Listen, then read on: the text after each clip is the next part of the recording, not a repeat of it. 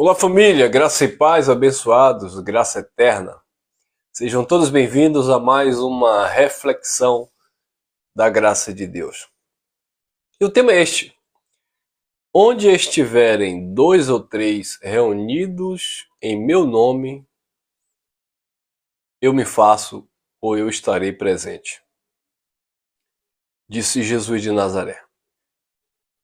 Interessante que eu já ouvi esse texto e com certeza vocês também já ouviram, da boca de líderes religiosos, ou de alguma pessoa que faz parte de uma comunidade evangélica, principalmente, para defender a ideia de que o ambiente, mesmo ele estando vazio, né, a congregação, mesmo estando com poucas pessoas, eles fazem menção desse texto, desta palavra, para transmitir uma ideia de que, embora ali só esteja duas, três, quatro pessoas, mas o Senhor está presente ali porque eles estão ali em nome do Senhor. E a verdade é que não é essa. Não tem nada a ver uma coisa com a outra. Porque quando Jesus falou isso, isso tem um contexto, né? E a gente precisa analisar o que era que estava acontecendo ali. Então, os pastores, principalmente, gostam muito de usar isso, e eu falo por experiência porque eu já ouvi da boca de líderes religiosos, principalmente quando eles percebem que tem muita gente se afastando da comunidade, da congregação e tal. E aí tem poucas pessoas para ouvir o sermão de domingo à noite. Eles dizem, não importa, irmãos, porque onde houver duas ou três pessoas, em nome do Senhor Jesus, ele se faz presente. Ué, e se a pessoa estiver sozinha? Quer dizer que Jesus só está presente se tiver duas, a partir de duas pessoas? Duas ou três em diante? E a pessoa sozinha, o Senhor não está presente? Então eu estou gravando aqui agora nesse ambiente. O Senhor não está presente na minha vida porque eu estou aqui gravando sozinho? Eu estou nesse ambiente sozinho? Você que está aí na sua casa, você que está no teu aposento, você que está em algum local sozinho, Deus não está com você, não está presente? Isso é contraditório, até porque Paulo disse que nós somos templo do Espírito, o Espírito de Deus habita em nós. Então Deus está em nós. A presença do Pai está em nós. Então Deus não se faz presente. Cristo não estava dizendo que ele estaria presente se estivesse ali dois ou três pessoas reunidas como uma congregação no nome dele. Quando ele diz isso, existe o contexto e é isso que nós vamos estudar agora, analisar. Outro texto também semelhante a este, que é uma confusão, né? É o texto de Hebreus 10, 25. E os pastores, principalmente os pastores, gostam muito de dizer: não abandoneis a vossa congregação, como é costume de alguns. Não deixeis a vossa congregação, como é costume de alguns. Então eles dizem e levam em um sentido ali literal, congregacional, no pé da letra, que não é para as pessoas deixarem a igreja, como é costume de alguns. Então, esta palavra na boca do pastor, esse texto na boca do líder religioso, sai como uma palavra de afronta, como uma palavra de indireta na vida daqueles que deixaram aquele ambiente, né?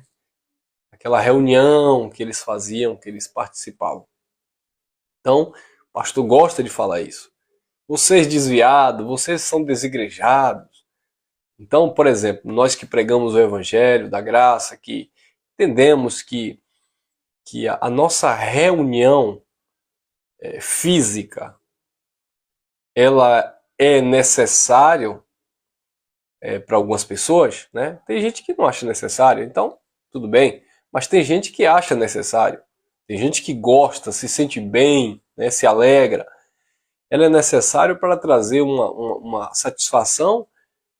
Sim, é isso que eu vou falar. É para nosso próprio eu, sabe?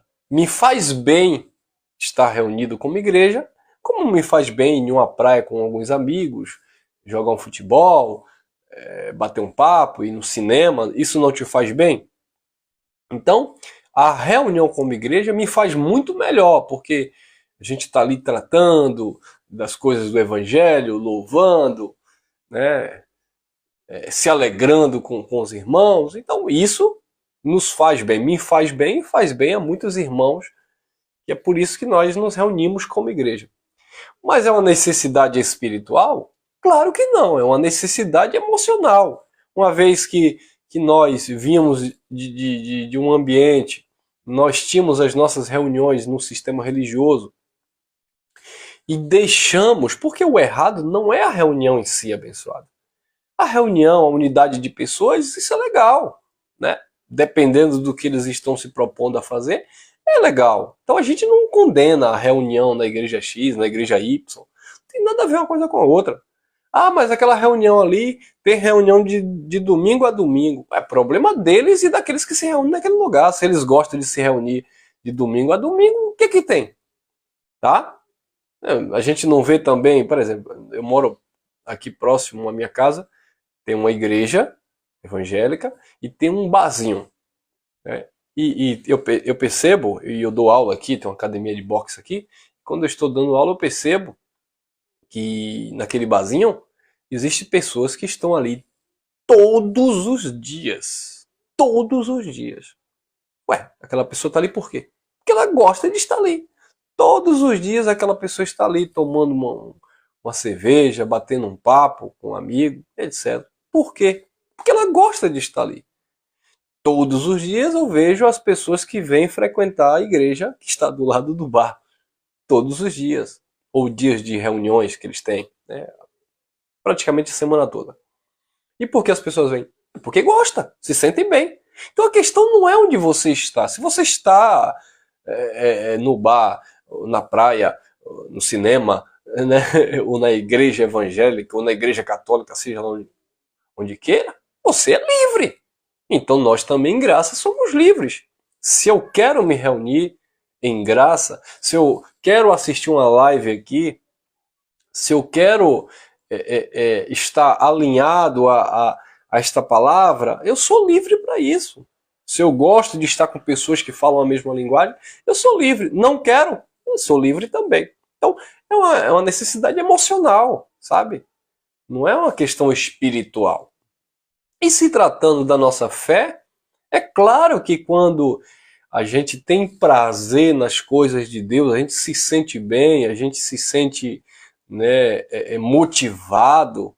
Isso é maravilhoso, né? Isso alegra a nossa alma, nos faz bem em todos os aspectos. Então, por exemplo, nós temos reuniões, começamos há quase 7 anos atrás, falando do Evangelho da Graça, nós tínhamos 3 reuniões, eu lembro como hoje. Nós tínhamos 3 reuniões, fazíamos reuniões dia de quarta, dia de sexta e dia de domingo. Depois passamos a fazer 2 reuniões, quarta e domingo. Veio a pandemia,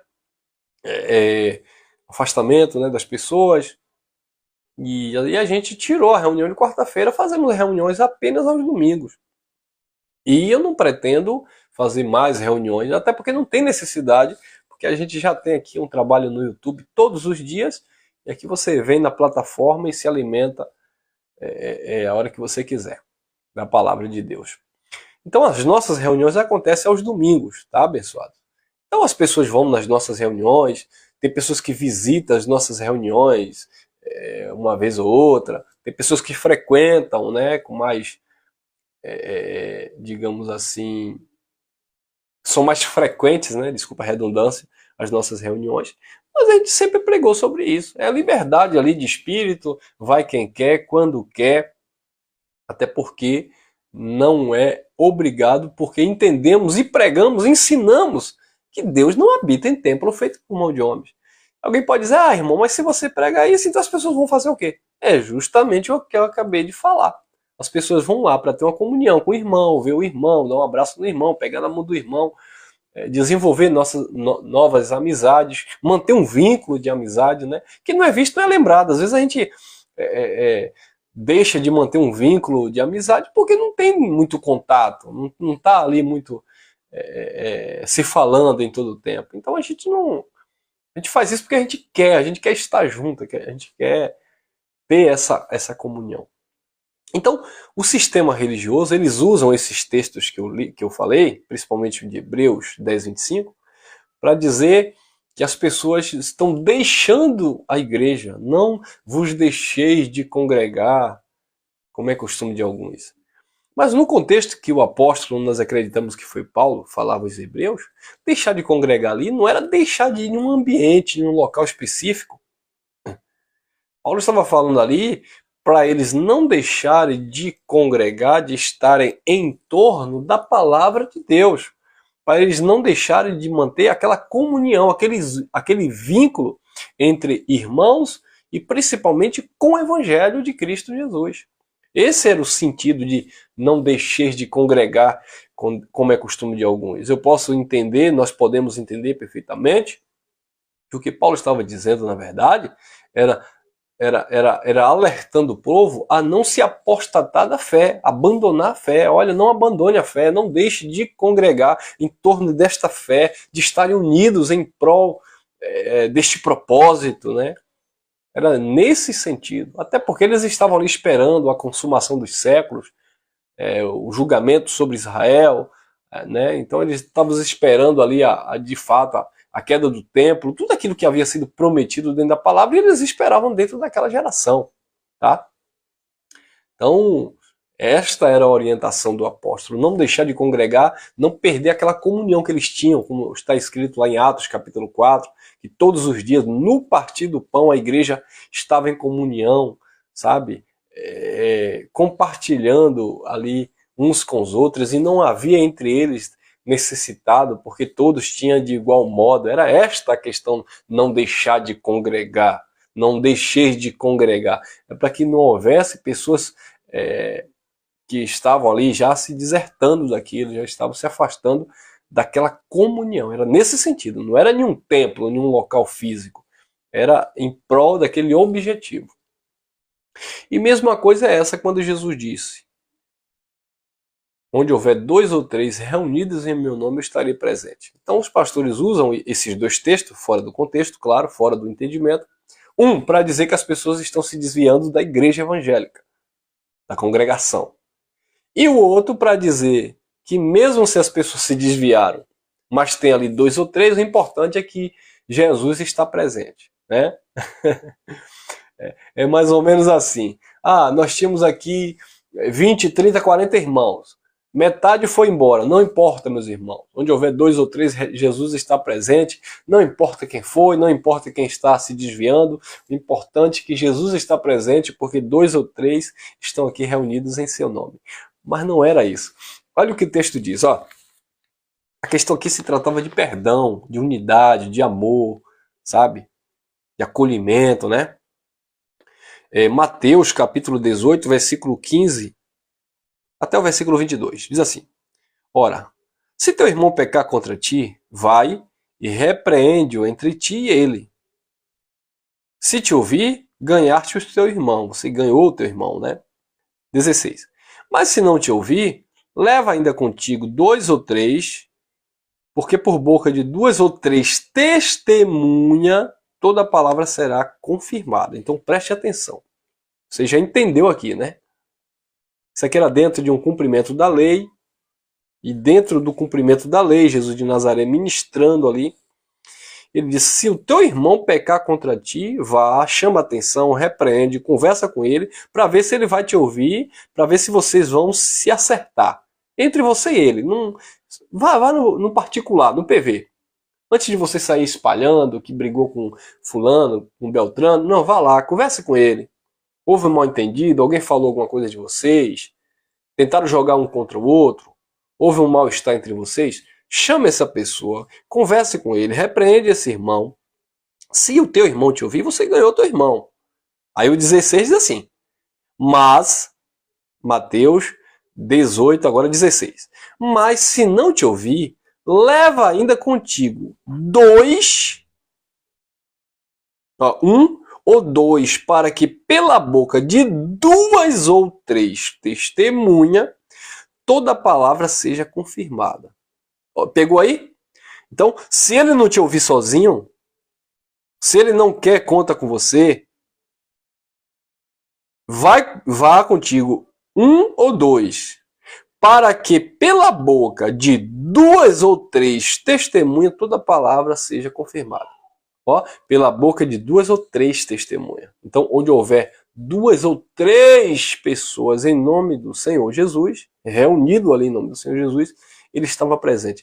Ele estava presente fazendo o quê? Julgando esta causa.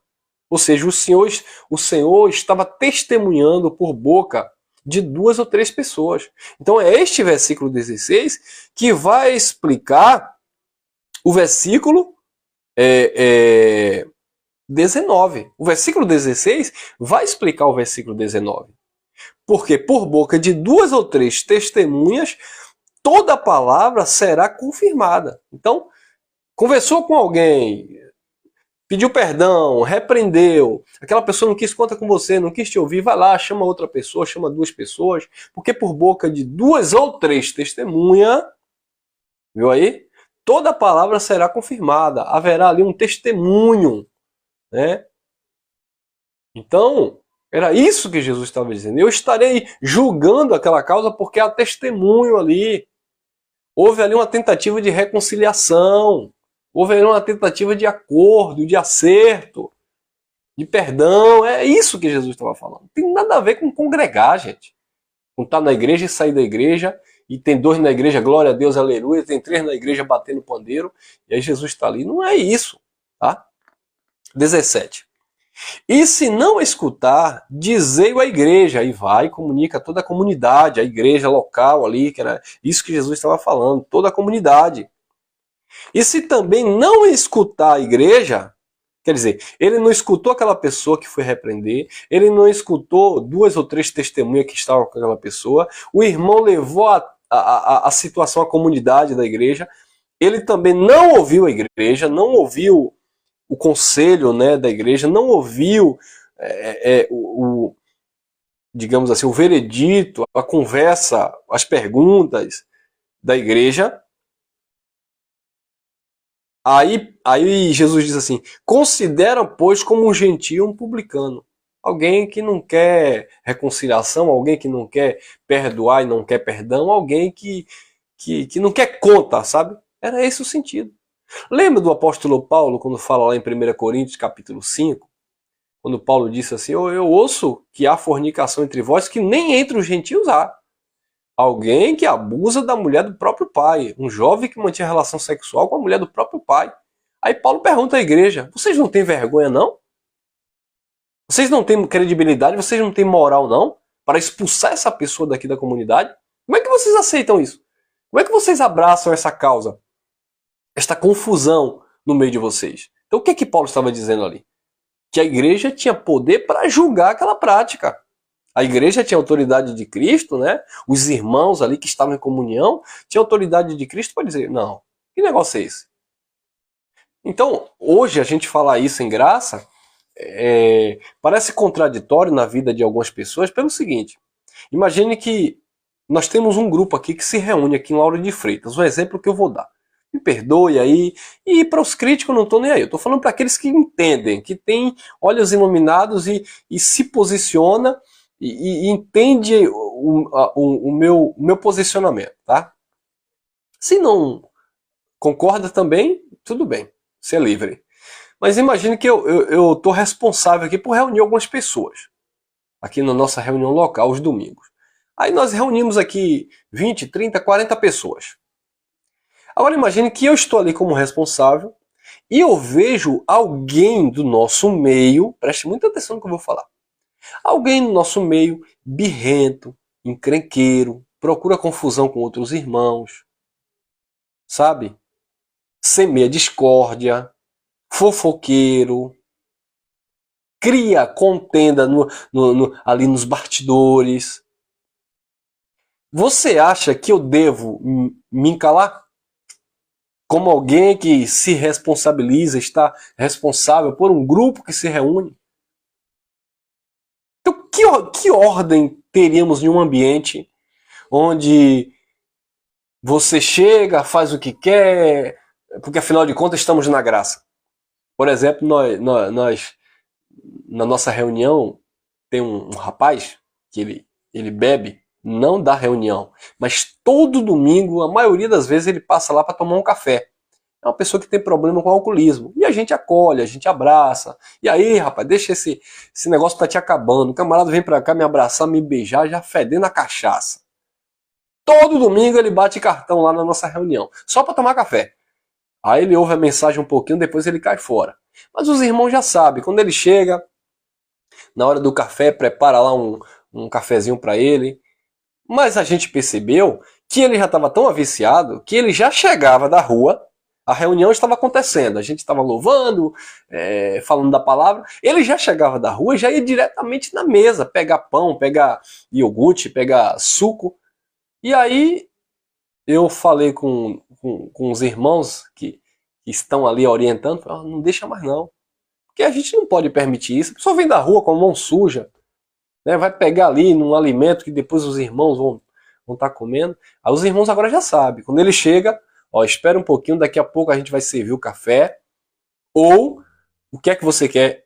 Eu vou pegar para você. Aí os irmãos, né, Vera e Luiz sabem muito bem disso, vão lá, preparam um pratinho para ele com suco e café, daí ele vai embora. Às vezes ele fica um pouco, outras vezes ele vai embora. Mas porque existe uma organização. Não é de qualquer jeito. Porque tá na graça, eu faço o que eu quero. Não. No sistema religioso a gente sabe que o povo ele é extremista, né? Os líderes, no sentido, por exemplo, de horário. Nós começamos a reunião 9 horas da manhã. No sistema religioso, se você chegar 10 minutos atrasado, o pastor já está lá dando indireta que você está chegando atrasado. A nossa reunião às vezes começa 9 horas da manhã, o povo começa a chegar às 9h30. E aí eu vou reclamar de quê? De nada, o povo é livre. Existe sim outros que chegam conosco. Por quê? Porque já é um povo ali que tem um compromisso com a música, né? A gente chega ali para mexer na mesa de som, a gente chega ali como Vera e Luiz que chega, ajeita o ambiente, ajeita o café. Então, nós somos organizados. Mas isso em graça, abençoado, não tem nada a ver com legalismo, tem a ver com organização, como você se organiza na casa ou você é um desorganizado. Hã? Eu chego, por exemplo, daqui a pouco vou fazer minha caminhada, vou dar minha aula aqui. Eu chego, pego a meia, tiro, coloco no local certo, o tênis ali fora, não entro dentro de casa com tênis. Cheguei, tomar banho, pego a roupa suja, boto no balde de roupa suja, vou sair jogando pelo meio da casa porque eu sou livre? Porque a casa é minha? A primeira coisa que eu levo é um tabefe da minha esposa. Entendeu, abençoado? Então, tô aqui gravando, minha filha tá ali, botou umas bonecas na sala, tá brincando, já falei pra ela, daqui a pouco, arrumar no seu quarto, na sua prateleira, deixar tudo organizado. Já vou ensinando, isso é organização. Tem nada a ver com sistema religioso não, irmão. Então, nós estamos lá na nossa reunião local, fulano vai cantar, Beltrano vai ministrar uma palavra aí, tem que ter organizado, a gente se organiza no tempo, né? Para não extrapolar, temos esses cuidados que devemos ter para manter um ambiente saudável. Agora vai chegar alguém, e falando ainda desta pessoa que chega tomando as duas, cansou de chegar e eu tá lá ministrando a palavra, ei meu irmão, pastor, não sei o que, começava a gritar. Eu pensei, epa, chamei, presta atenção, você chega, toma seu café, mas fique caladinho aí, viu rapaz? Não vem se manifestar aqui não, que a gente coloca a mão na tua cabeça. No sistema já seria demônio, né? Então a gente conversa, rapaz, agora não vem pra cá fazer baderna não, empurrar a cadeira, tá? Vá pra lá com tua cachaça. Então a gente vai estar reunido em graça e vai chegar alguém, não sei o que, bababá, empurrando. Não é assim não, irmão. Existem regras.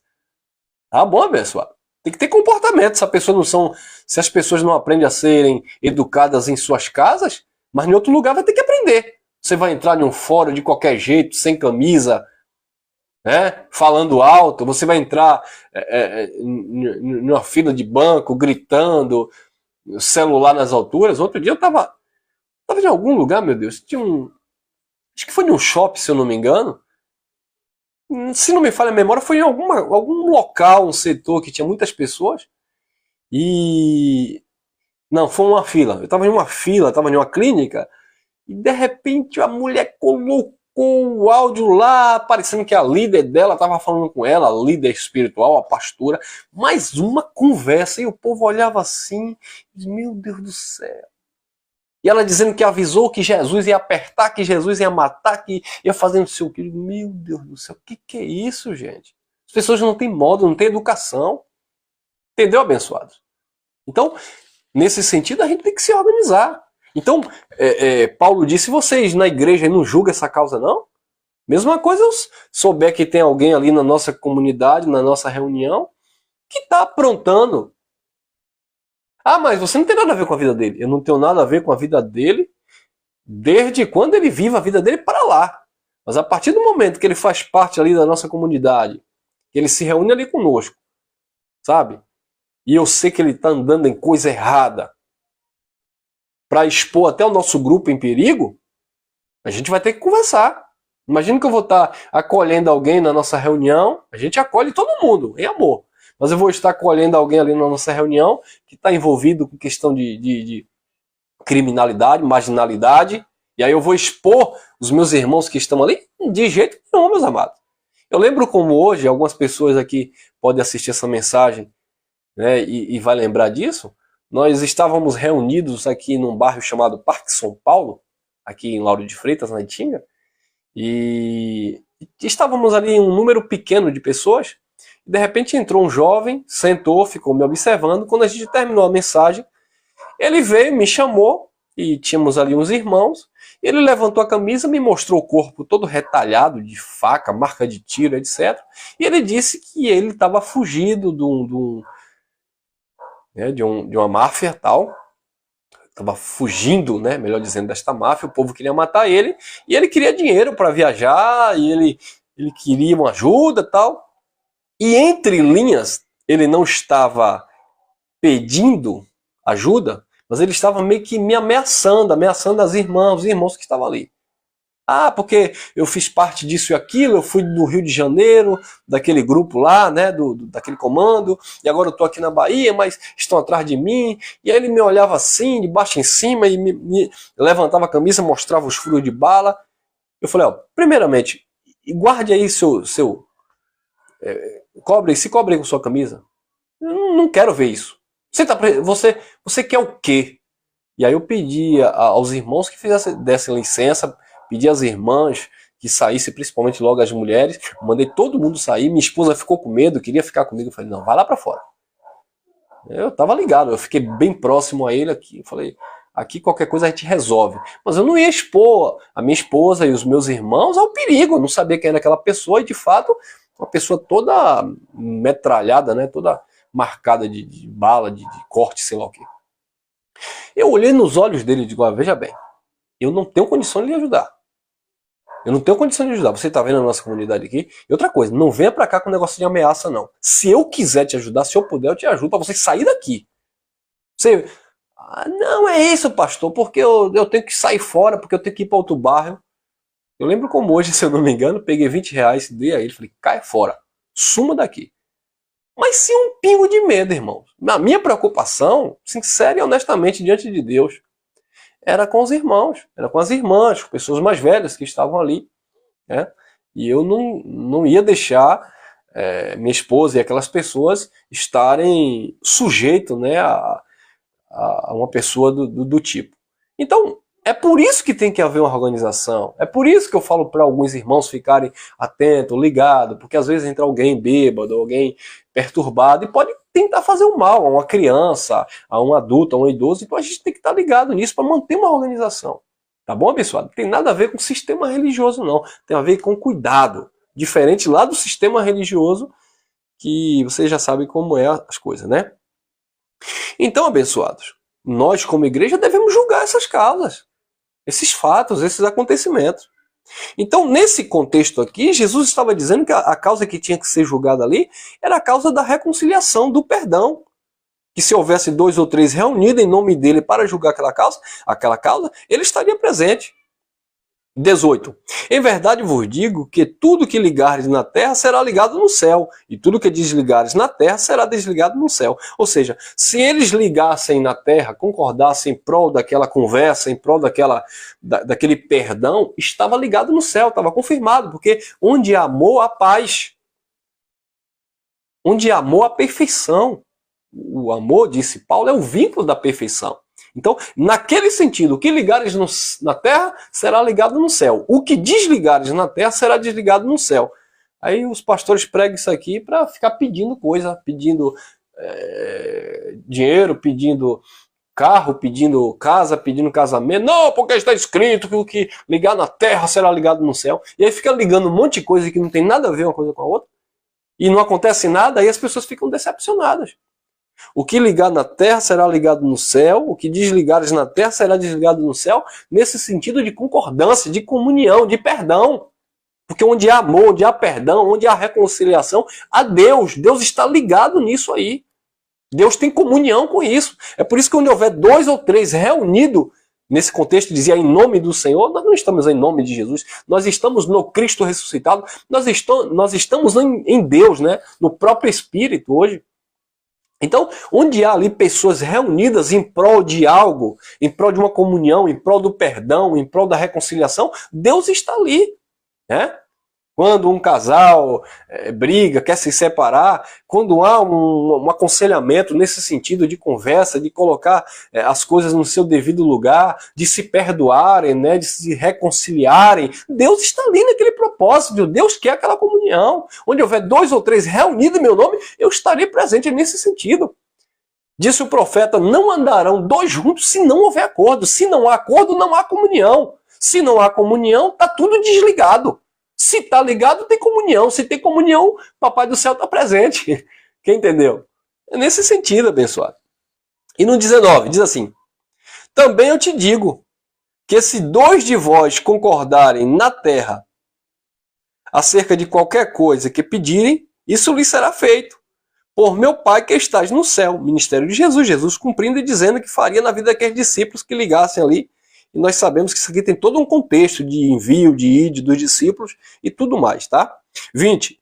Porque onde estiverem 2 ou 3 reunidos em meu nome, aí estou presente no meio de vocês.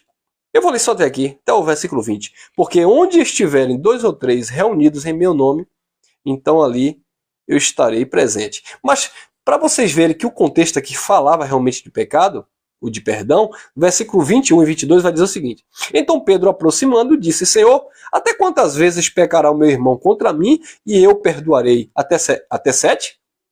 Viu aí? Que o contexto aqui era acerca do perdão sobre o irmão. 22. Jesus disse, não te digo até 7, mas até 70 vezes 7. Então, abençoados, era uma questão de perdão, de reconciliação, sabe? Uma questão de comunhão.